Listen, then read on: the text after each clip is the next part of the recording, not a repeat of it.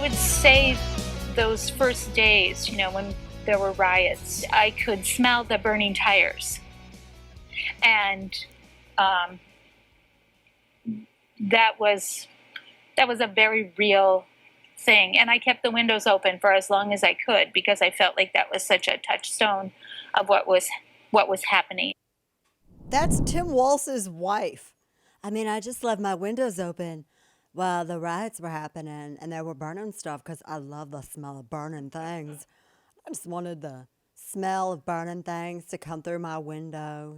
So nice. Most people would just like go to Walmart and get one of them Yankee candles, them cinnamon ones. Those are delicious. And they would burn that.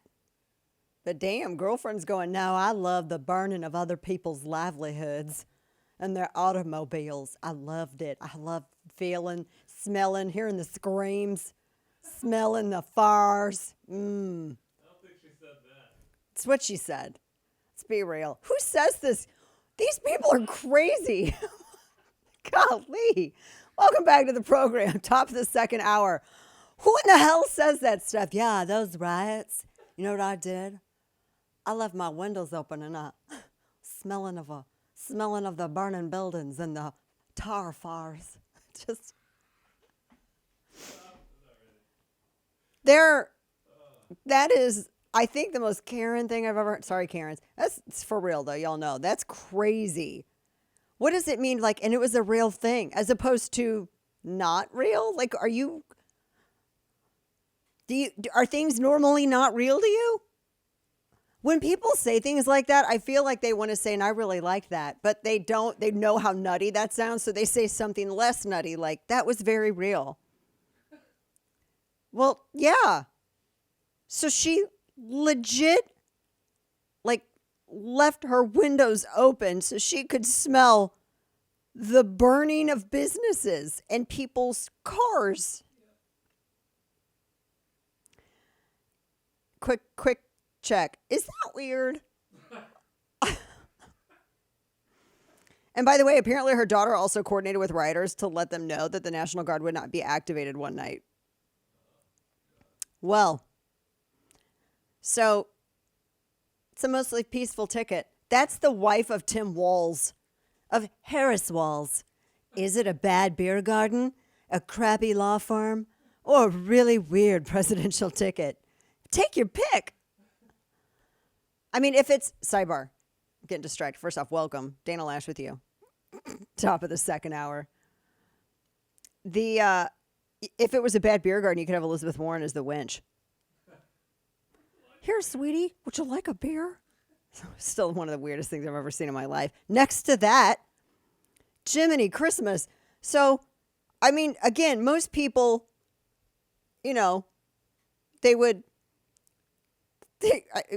just, burn a candle, Cynthia. You would just burn a candle. You wouldn't be like, oh, I love, what is it? I need to break this down. Is that supposed to make the people who are in the streets rioting, is that some sort of like appeal to them? Wow, I didn't know where I stood on Tim Walz until I heard his wife talk about how she loved the smell of us burning everybody's stuff. And then I was like, I like her. What in the world? You cannot make fun of this. You cannot make fun of this enough. You can't. This is who Harris picked. This is why, if Obama's involved in this, they did this just to humble her. They allowed this to humble her. Because you are going to have this loudmouth boss hog looking dude come out.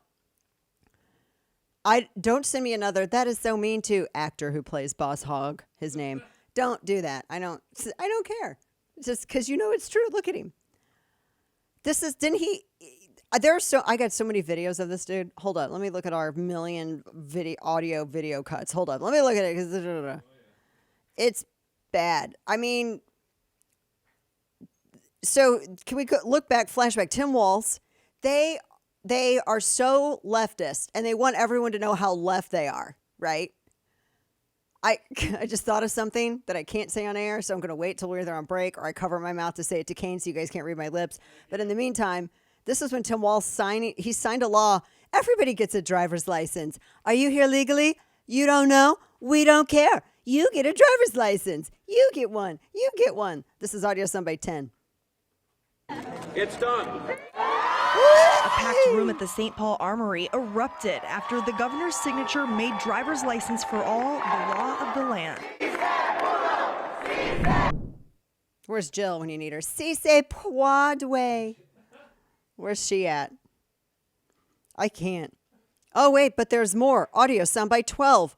Tim Walz. Well, hell yes, cities should be sanctuaries. Listen to this. Should Minnesota be a sanctuary state? If the definition of that is that the federal government enforces immigration law and local law enforcement enforces local law, then yes. Should cities be allowed to be sanctuary cities? Yes, local control. Sanctuary cities. So, I mean, I feel like then I can do whatever I want. You know, if we're going to pick and choose what laws we want to follow, the last thing that you want to do is allow me to pick and choose what laws I want to follow. Because, Kane, there's like 5 I don't want to follow already. Yeah, there's more.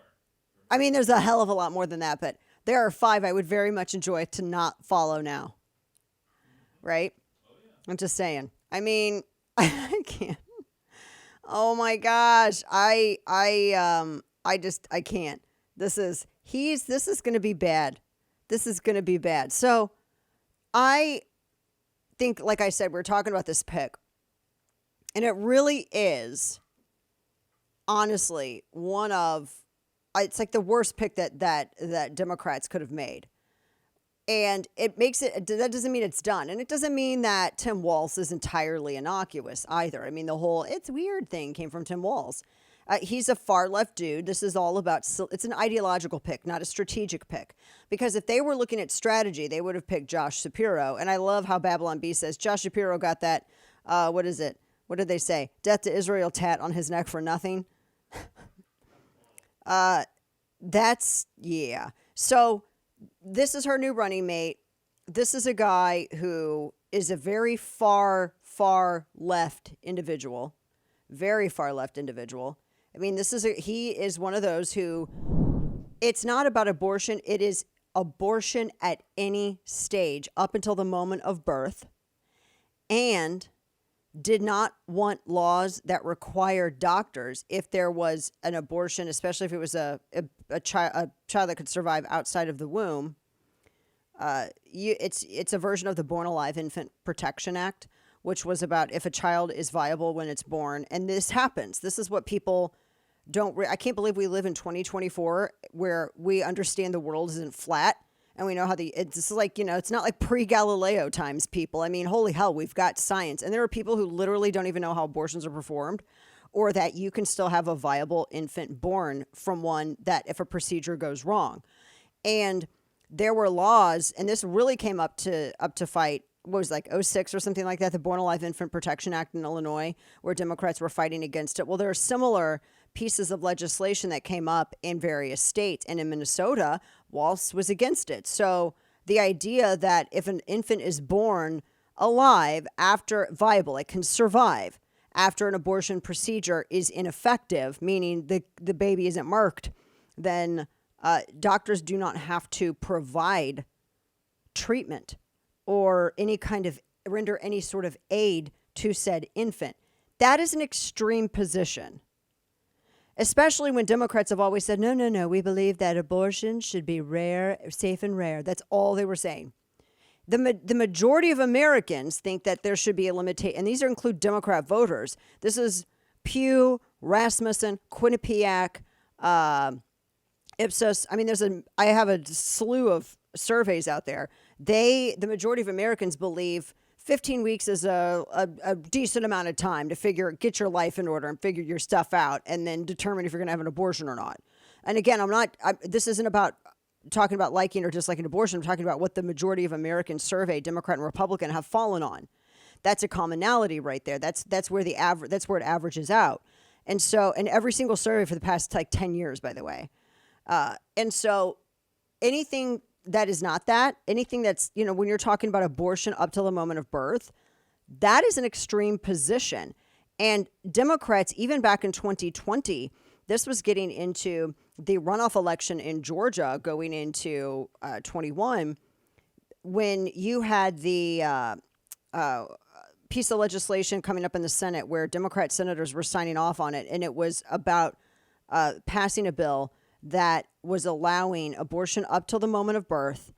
And also, it was going to remove any kind of legislative block. It would repeal any kind of prohibition that had previously stopped taxpayer dollars from being used specifically for it. Even though Planned Parenthood, according to their own financial data, receives over $500 million taxpayer dollars annually.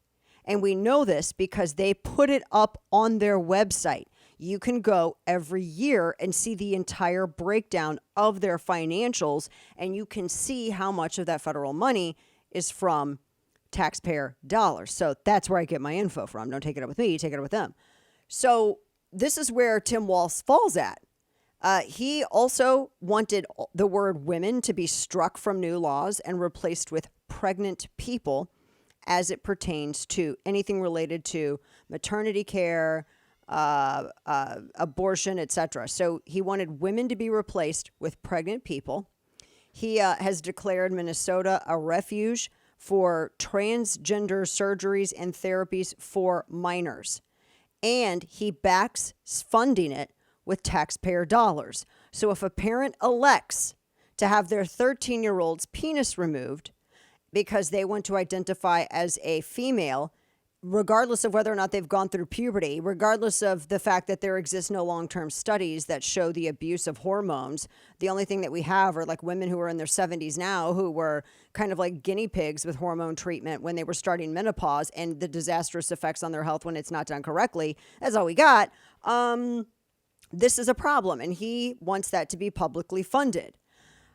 That's a major issue, and he's been very, very proud of that. He's been very, very proud of pushing for that. He also created, audio soundbite 18, during COVID, a snitch line.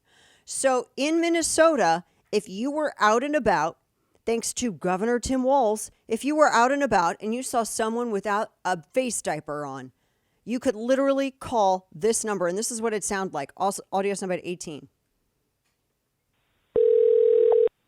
Hello, you have reached the Department of Public Safety stay-at-home hotline. The information you leave is considered public information. At the tone, please leave the following information: your name, your callback number, how the stay-at-home order is being violated, and where the stay-at-home order was violated. Thank you. Oh my gosh. And it wasn't just for staying at home. If they were without a face mask, anything. This is the kind of stuff that he far left. Actually further left than Josh Shapiro. So this is what I say when this is an ideological pick, not a strategic pick.